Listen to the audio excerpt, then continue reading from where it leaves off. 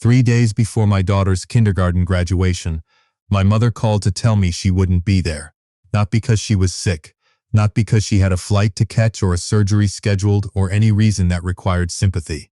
She said, and I remember this precisely because I was standing at the kitchen sink with my hands still wet from washing dishes. I just don't think it's appropriate for us to celebrate alongside her. She said her. The 5-year-old she was referring to was named Macie. She weighed 43 pounds. She had just lost her first tooth the previous Tuesday and had placed it in a small plastic treasure chest her teacher sent home for exactly this purpose. She could write her full name in careful block letters and had recently decided that the color orange was underrated, a word she had picked up from me and deployed with enormous satisfaction whenever possible. She liked strawberry jam but only on the left half of her toast. She slept with a stuffed rabbit named Clover that she had owned since she was 14 months old, and that had been washed so many times its fur had gone from white to the color of old paper. Macie was not my biological daughter. She was my wife's daughter from a previous relationship. And to my mother, Elaine Hartley, 64 years old, retired school administrator from Covington, Kentucky, that distinction was everything. I told my mother I understood. Then I told her I had to go, and hung up, and stood at that sink for another 2 minutes with the water still running. My name is Daniel Hartley. I'm 41 years old.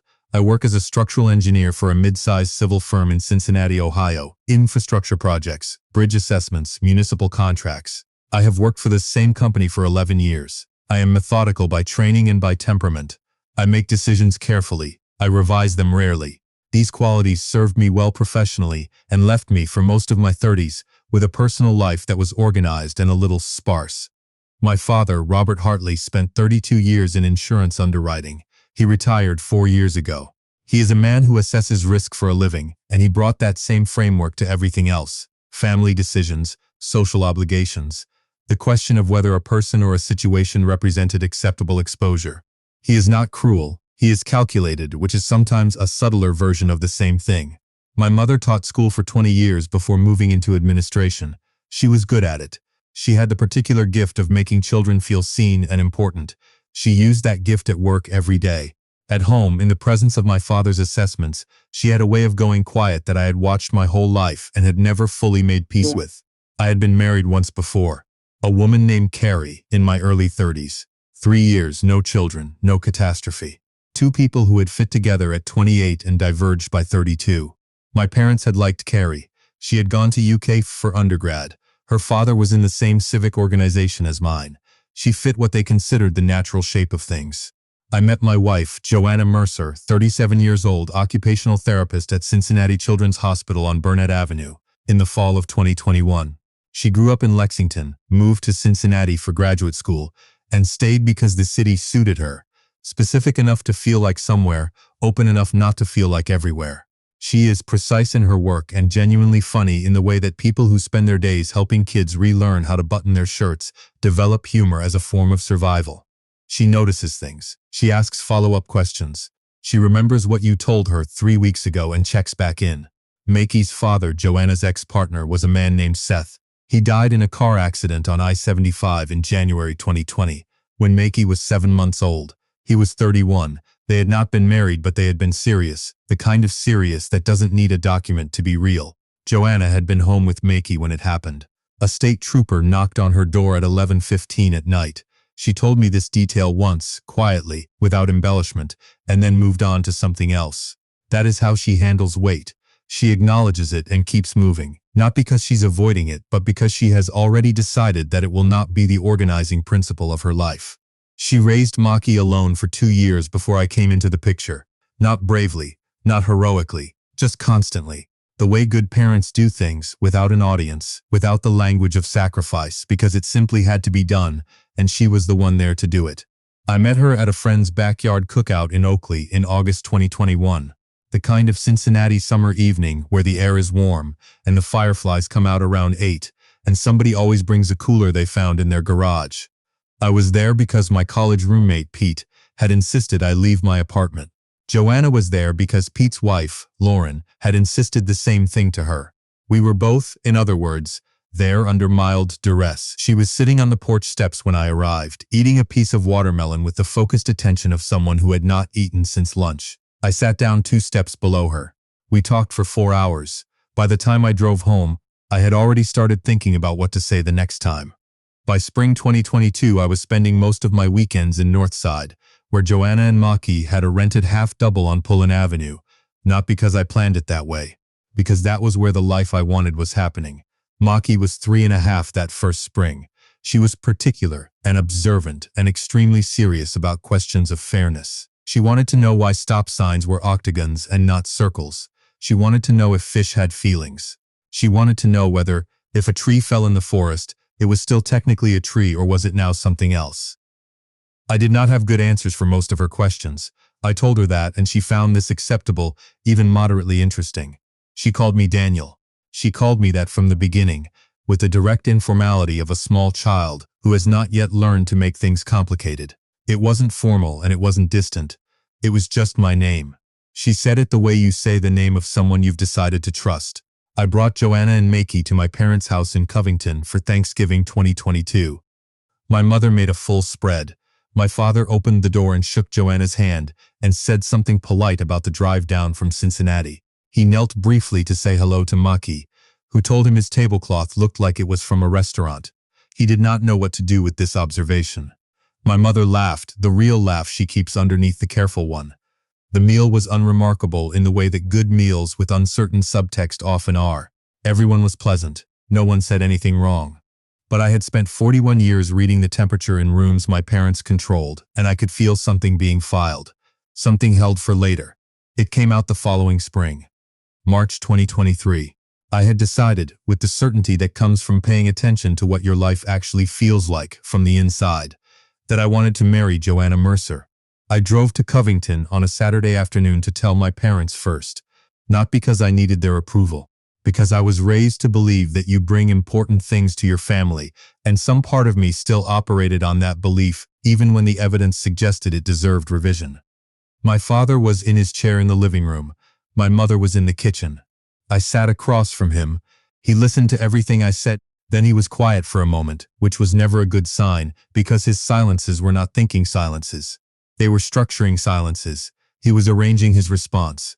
He started with the things that were obviously true. Joanna was accomplished. She had a stable career. She seemed like a caring mother. These were his concessions, the part of the brief that acknowledged what couldn't be disputed before moving to the actual argument. Then he moved to the argument. The child was not mine.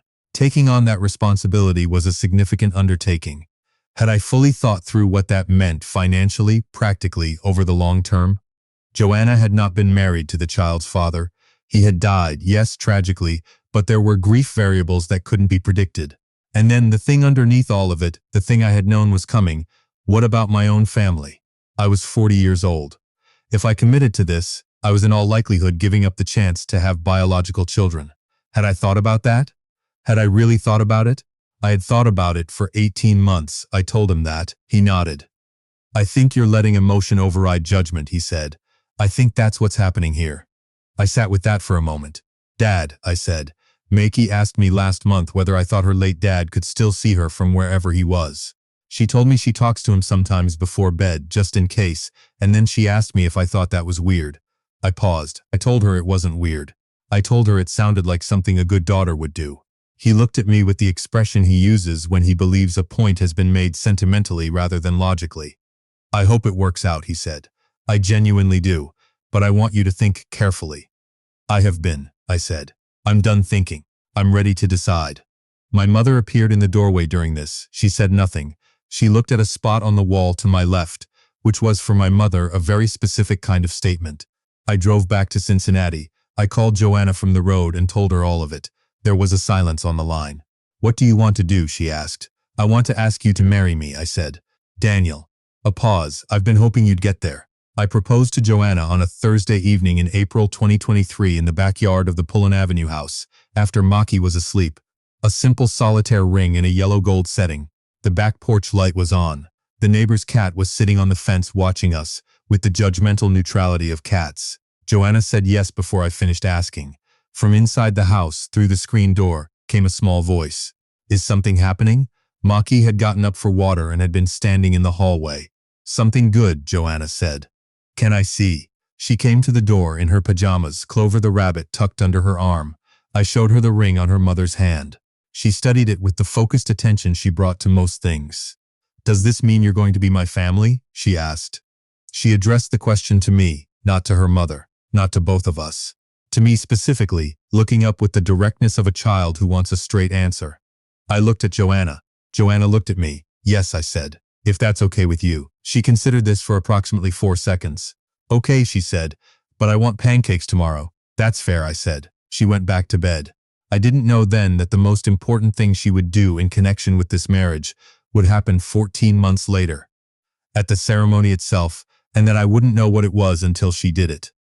The formal rejection from my parents came in April 2024, 11 days before the wedding.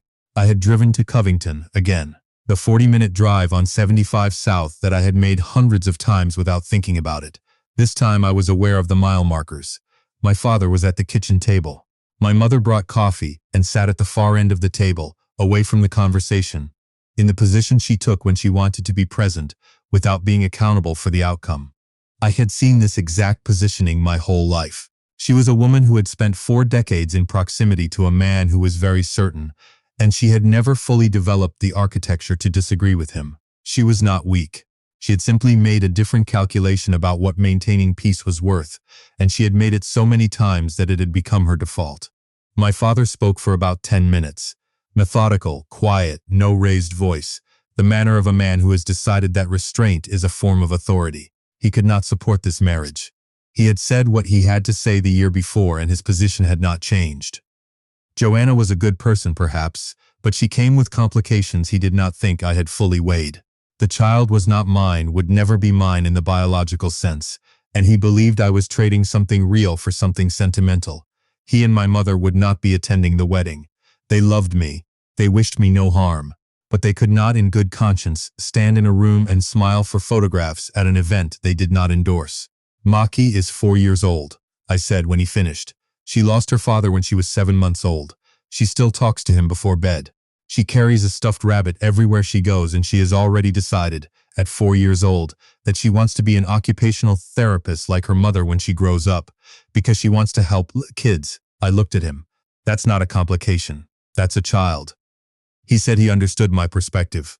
He said he hoped I could understand his. I stood up. "I understand it," I said. "I just don't share it. I'll see you when you're ready." My mother walked me to the door. She put her hand briefly on my arm, which was as close as she could get to what she actually wanted to say with my father still in the kitchen. I looked at her for a moment. Then I walked to my car. I called Joanna from the highway. "They're not coming." "I know," she said. She had known before I drove down there. "Are you okay?" she asked. "I think so," I said. "I think I'm just tired of being surprised by things I saw coming." "That's honest," she said. "Yeah," I said. "It's something." We were married on June 8, 2024, at Devou Park in Covington, Kentucky, which is its own particular thing, getting married in my hometown, in a park I had walked through 100 times as a kid without my parents. Devou Park sits on a ridge above the Ohio River with the Cincinnati skyline visible across the water. It is green and old, and on a clear June evening, the light on the river looks like something someone arranged deliberately. We chose it because Joanna and I had walked there one afternoon the previous fall, just the two of us, and she had stopped at the overlook and said, without any particular drama, I could get married somewhere like this. I had filed that away. 62 guests. White chairs set up near the pavilion, facing the river. No raised platform, no fog machine, no DJ countdown. Just chairs and the people we had actually chosen to have there, and the sound of the city across the water. Macie, age 4.5, was the flower girl. She had a white dress with a yellow sash and white shoes that she had selected herself after trying on 7 pairs. She carried a small basket of rose petals. She had been practicing the walking pace for 2 weeks, which is to say she had been walking very slowly and deliberately through the Pullen Avenue house at random intervals, testing different arm positions with the basket. She had also, 2 days before the wedding, made something at the kitchen table while Joanna was at work. I had been watching her draw. She had a piece of poster board, left over from a school project, and a set of washable markers. She worked on it for a long time, maybe 35 minutes, with the focus she brought to things she considered serious. When I asked what she was making, she said, "Something for the wedding. Can I see?" "No," she said. "It's not ready, and it's a surprise." "For your mom?" She looked up at me. "For everyone." She put it in her room when she finished. I did not ask again. On June 8th, Macie walked down the aisle before anyone else. She had the basket of rose petals in one hand and the poster board held flat against her chest with the other arm, pressed to her body so no one could read it. She had done this herself, decided the reveal timing herself. I had not suggested it, had not coached it, had not known it was part of the plan until I saw her come around the corner from the pavilion with the sign held deliberately inward. She walked slowly, not nervously, deliberately. The walk of a small person who is carrying something they have decided is important and intend to handle with care. About halfway down the aisle, she stopped. She turned the sign around. In green and purple marker, in the large, careful capital letters of a child who has recently learned to make them with intention, it said, "Haste showed up. That's what dads do." In the lower left corner, she had drawn a small heart. Inside the heart, in smaller letters, "Me plus Daniel." The aisle went silent the way a room does when something true has been said that no one expected. Then a woman in the fourth row made a sound. The kind of sound that comes before crying, when something has reached a person in a place they weren't braced for. Then the person beside her. Then it moved through 62 people the way a wave moves through water. Not dramatic, just real, one person to the next. My friend Pete, who does not cry, was crying. A woman named Sandra O'Cake, 38 years old, a colleague of Joanna's who had been one of her closest friends since graduate school, was sitting in the second row with her phone out. Not professionally. Personally. She had it up because she had been filming Macie walking, wanting to have the moment for herself. She caught the reveal. She caught the silence. She caught the ripple.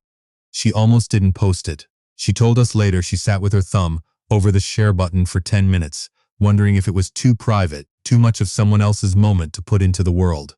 In the end, she posted it to her Instagram with a caption that said, "Flower girl at a wedding today. This child just wrecked me. Congratulations J&D." She tagged Joanna.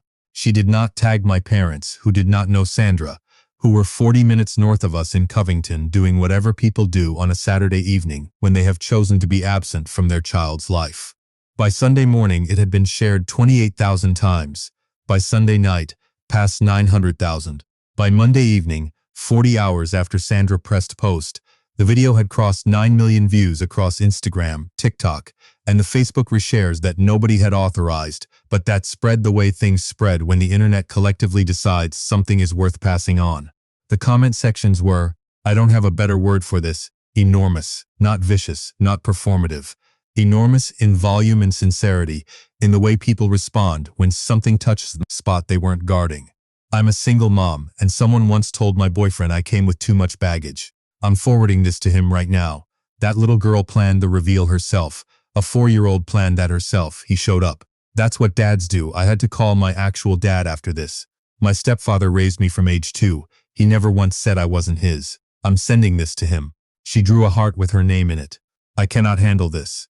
Joanna handed me her phone Sunday afternoon because mine had stopped being functional as a communication device and become something else entirely. She handled the volume with the same methodical calm she brings to most things, acknowledging what mattered, releasing what didn't. My father called Monday morning, not to congratulate me, to understand what had happened. He had seen the video or someone had sent it to him. He did not say which, and he was calling the way he calls when he needs to model a system before he can respond to it. There's a video, he said. Yes, from the wedding. Yes, the little girl. Her name is Macie, I said. She's been Macie this whole time, Dad. A silence.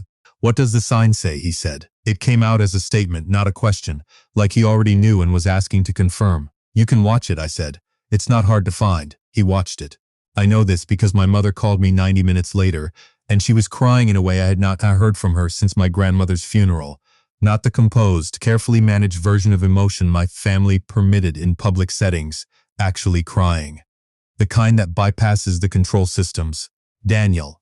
Her voice was different. The administrator voice, the one she'd used for 20 years to manage rooms full of adults and children and competing priorities, was gone. What was underneath it was someone smaller and more honest. I should have been there. Yes, I said. You should have. She made that sign herself. She did. She wouldn't even show it to me ahead of time. My mother was quiet for a moment. Then, she drew a heart. She did, with both your names in it. Yes. Another silence, the kind that contains something being worked through. Can I meet her, she asked. Properly, I mean. Not the way Thanksgiving was. Actually meet her. When you're ready, I said. Call me when you're ready and we'll figure it out. My father took longer. He called 3 weeks after the wedding, a Wednesday evening, from a number I almost didn't answer because it came up as the landline, which he never used. He had been sent the video by 3 people in his professional network, 2 neighbors, and someone from his church. 9 million views has a specific gravitational pull. It finds the people who need to be found. He did not apologize the way apologies happen in films. Clean, complete, the full admission delivered in a single sentence that resolves everything. He apologized the way a man apologizes when he has organized his entire cognitive framework around a particular way of assessing risk and is being asked to acknowledge that the framework failed. I was wrong, he said, about what I said about Joanna. I made a judgment without enough information, and I said it with more certainty than I had any right to. Yes, I said. You did. A pause. And the child. He stopped. Macie, yes, I'd like to meet her, he said, if that's a possibility. If it's something Joanna would be willing to consider. I told him I'd talk to Joanna. He said he understood if the answer was no. That evening I told Joanna. She sat with it for a moment. What do you want? She asked. I want whatever's right for Macie, I said. Then we asked Macie. So we did. Saturday morning, Macie at the kitchen table with her cereal and Clover the rabbit on the chair beside her. Her current library book opened to a page she'd marked with a sticker of a frog. We sat down with her and told her simply that Daniel's mom and dad, her grandparents, which was a word we'd never used before in that direction and which landed in the air between us with some weight, had asked if they could meet her, but only if she wanted to, and there was no wrong answer. She put her spoon down. She thought about it with the seriousness she reserves for things that actually matter. Did they see my sign? She asked. Yes, I said. What did they think? I think it made them realize some things. She considered this for a moment in the way she considers things, fully, without rushing. Are they sorry? I looked at Joanna. Joanna looked at me. I think they're getting there, I said. Macie picked up her spoon. Okay, they can come for dinner, but I get to pick what we eat. Absolutely, Joanna said. Tacos, Macie said and went back to her book. My parents came for dinner on a Saturday evening in August 2024. My mother brought a gift, a children's book about a girl who builds a treehouse with her grandfather, which my mother said she had used in her classroom and always loved. She bent down at the door and offered it to Macie directly, without performance, just handed it over. Macie took it, looked at the cover, then looked at my mother. Are you a grandma? She asked. I'm trying to be, my mother said. It was the most honest thing I had heard her say in years. Macie studied her for a moment. Then she said, okay, come see my rabbit. She took my mother's hand and led her to the living room. My mother looked back at me once, over her shoulder, with an expression I didn't have a word for. My father shook my hand at the door. He looked not older exactly, but different. There was something that had gone out of his face that had been there his whole life. The absolute forward assurance of a man who has never seriously had to reconsider a load-bearing assumption. She drew your name in that heart, he said. He meant it as an observation, but it came out as something else. She did, I said. I didn't know about any of it until she turned the sign around. He nodded slowly, the nod of a man doing significant interior work. We had dinner. Tacos, as specified. Macie told my father about the treehouse she planned to build in the backyard someday, for which she had already made preliminary sketches, and about a book she had read twice in 1 week, and about whether Clover the rabbit would be happier with a friend rabbit, or whether some rabbits preferred to be only children. My father listened to all of this with the attention of a man encountering a new language and deciding he wants to learn it. At the end of dinner, Macie asked him if he knew how to play Uno. I haven't played in a long time, he said. That's okay, she said. I'll explain the rules. There are some important ones about the Wild Draw 4. They played Uno for 45 minutes at the kitchen table. I washed dishes. Joanna dried them. From the other room came the sound of my father asking a clarifying question about stacking draw cards, and Macie explaining, with patient persistence, that he was thinking of the house rules version and she was teaching him the real version. It was not resolution. It was not the erasure of everything that had happened between April and June. It was something more modest and therefore more durable. 2 people beginning to learn how to be in the same room with each other. That takes time. We are in the middle of it. The sign hangs in our hallway now, between the coat hooks and the framed photo of the 3 of us from last Christmas. Joanna had it matted and framed, white frame behind UV glass, the green and purple marker still bright. He showed up, that's what dads do.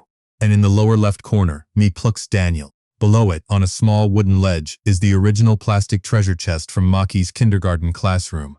The one from when she lost her first tooth, she put it there. When I asked why, she said it was because that was where important things go. She's 5 now.